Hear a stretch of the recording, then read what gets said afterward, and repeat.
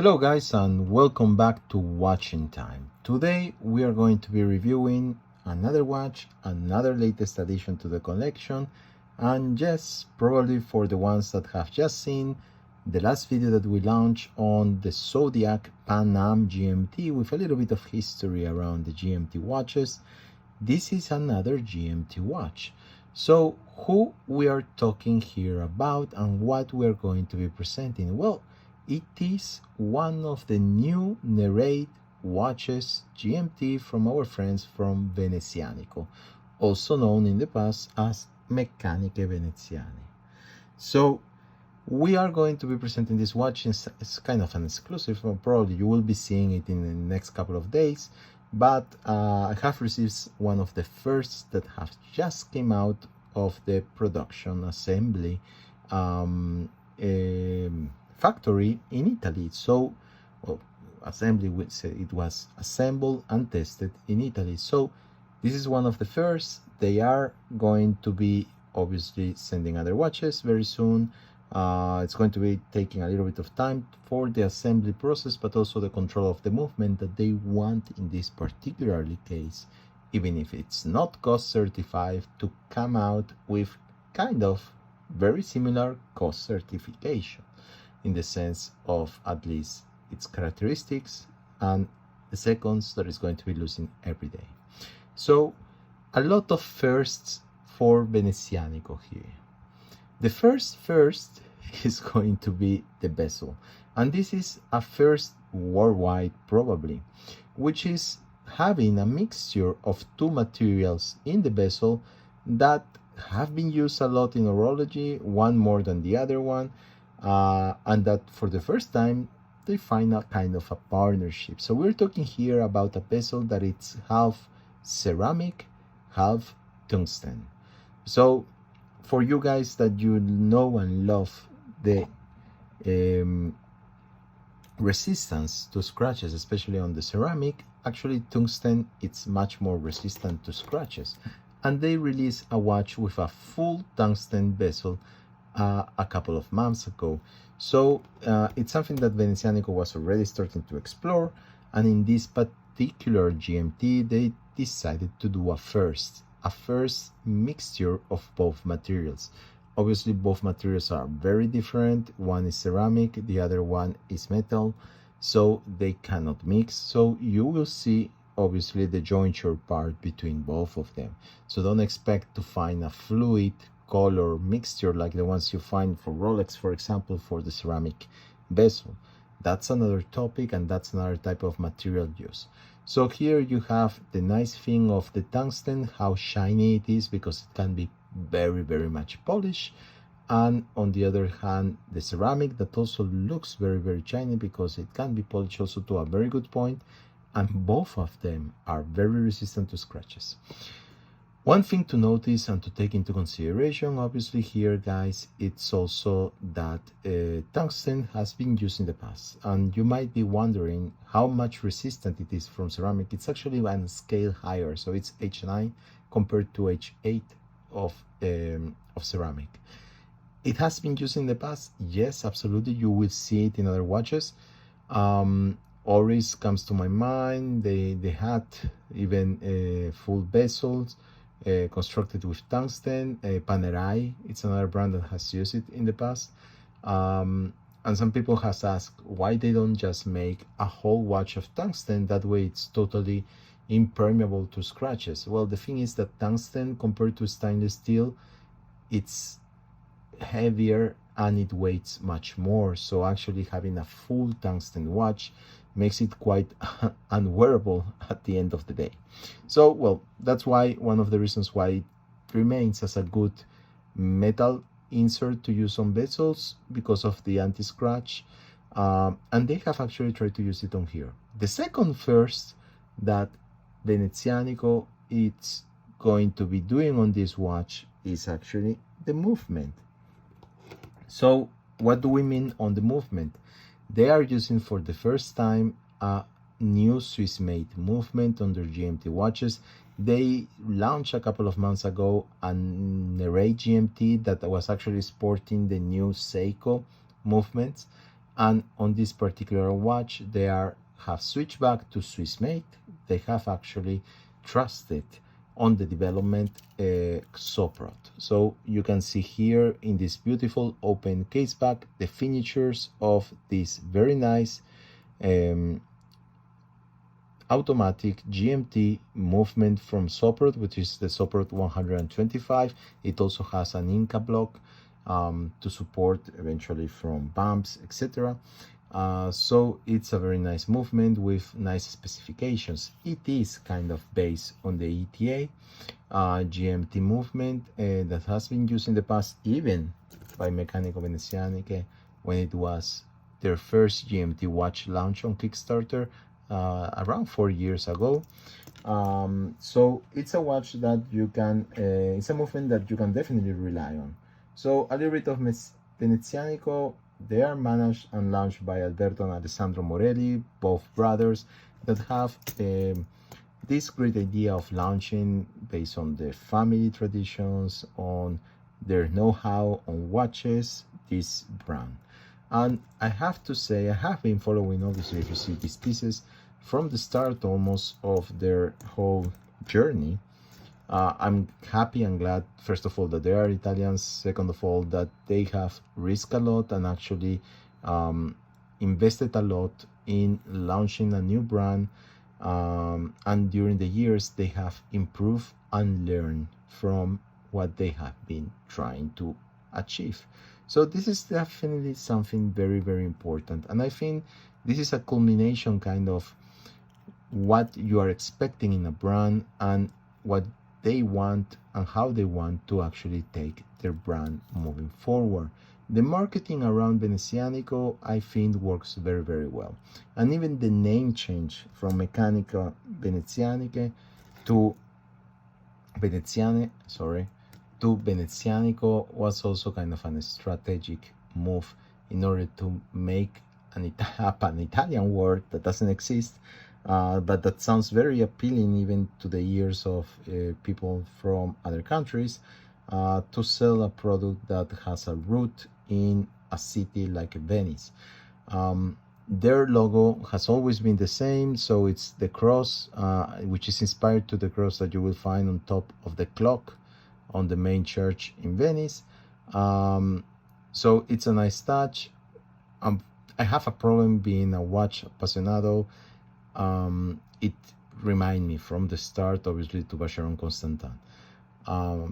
They are different, yes, they are definitely different, but a cross is a cross. So it kind of has this, it comes back to my mind every time I see it. So that's me. It's not the same cross, but you know, I'm a little bit picky on that. But apart from that, I think the logo works very well. And now the name is much cleaner than the whole Meccaniche Veneziane, which was quite long, a little bit disturbing probably on the dial. Now it is more spot on. So as I was saying, they have been working a lot on the marketing in a very positive way. And this is also something positive for a brand. And they have tested and started with kind of homaging watches at the start. Obviously, when you are launching a micro brand, it's difficult not to somehow put your foot on top of other feet. And it's normal.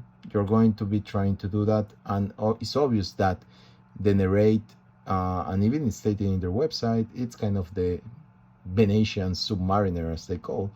There is a strong inspiration in what a Submariner is in terms of the case, the protection to the crown. The size not, because this is a 42 mil case, so it's definitely bigger. And in this particular watch, they are in around 12.8 millimeters height. The movement, the Super 125 works very, very well. And as I was telling you guys, I sported a couple of days ago in the channel the Zodiac, so just for you to have a look. This is a 40 mil, this is a 42, so just a little bit of comparison on the size. This is a world timer, obviously, but that's because of the bezel and the names of the different cities. But apart from that, it's exactly the same movement, it's exactly the same way the GMT hand is going to be moving. So The watch works very, very well. And as I was telling you, Venezianico is learning from what they're doing. They started with this on the right side. This was their first GMT. It was launched on Kickstarter.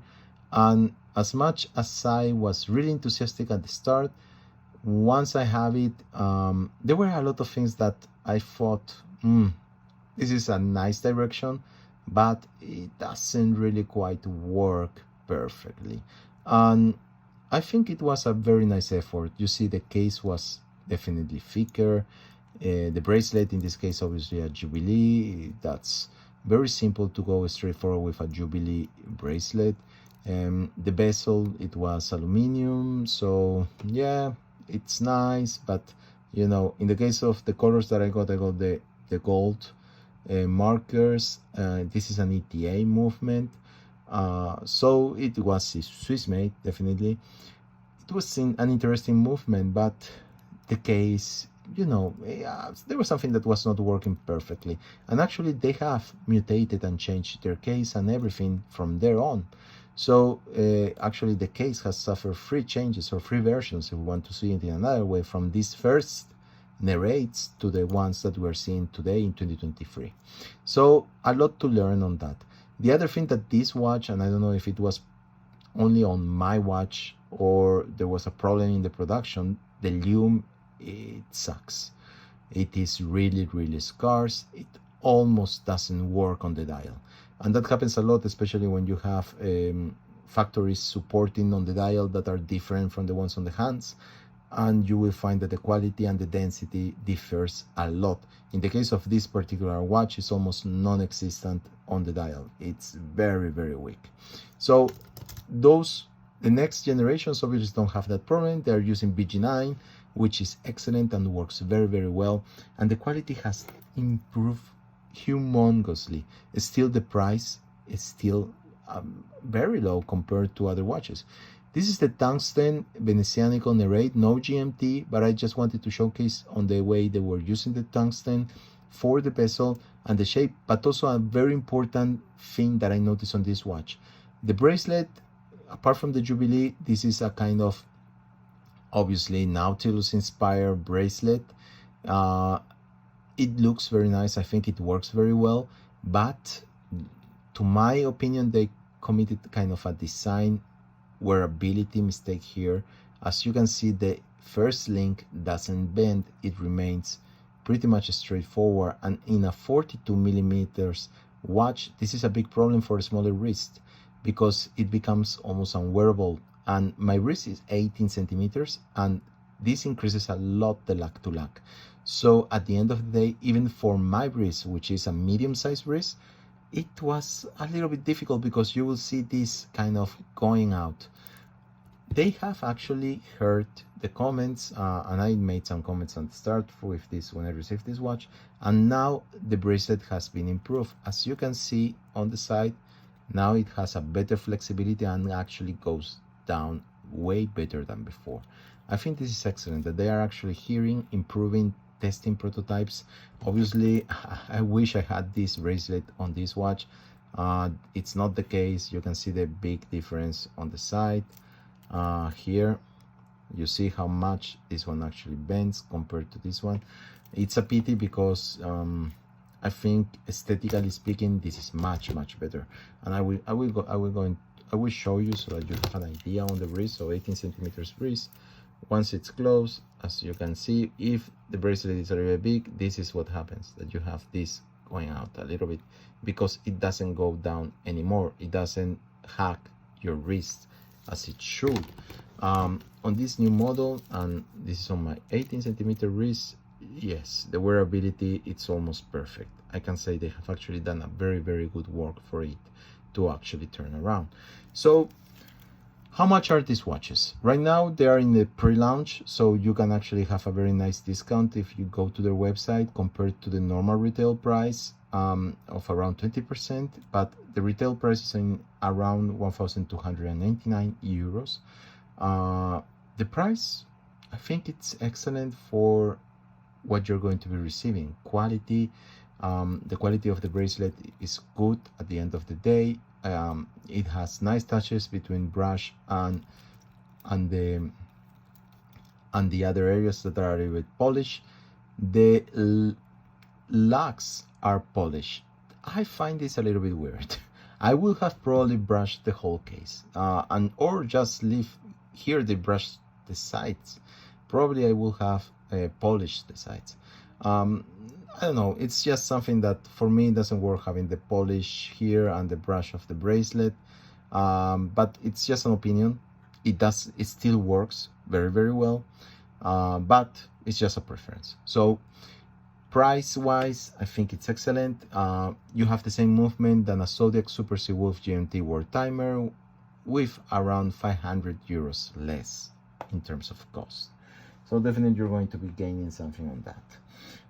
On the other hand, the watch also comes very well constructed, and the soap rod movement is guaranteed to be having this nice kind of cusp qualities. The GMT of the Super 125, you can see my other videos to go deeper onto this and the history of GMTs.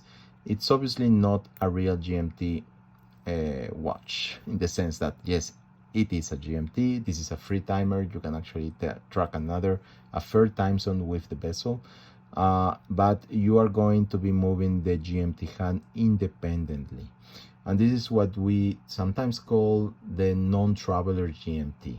The reason for this is that when you travel, the real traveler GMTs are, just for you to understand, watches like, for example, the Rolex GMT Master. Why? Because instead of moving the GMT hand independently, what you do is move independently the hour hand of your watch. And some people tell me, well, but it's the same. You're still tracking a GMT time zone with both watches. Well, actually, it's not the same, because apart from the complexity of the movement and being a movement that costs a little bit more to produce, there is another reason why one is a traveler and the other one is not a traveler.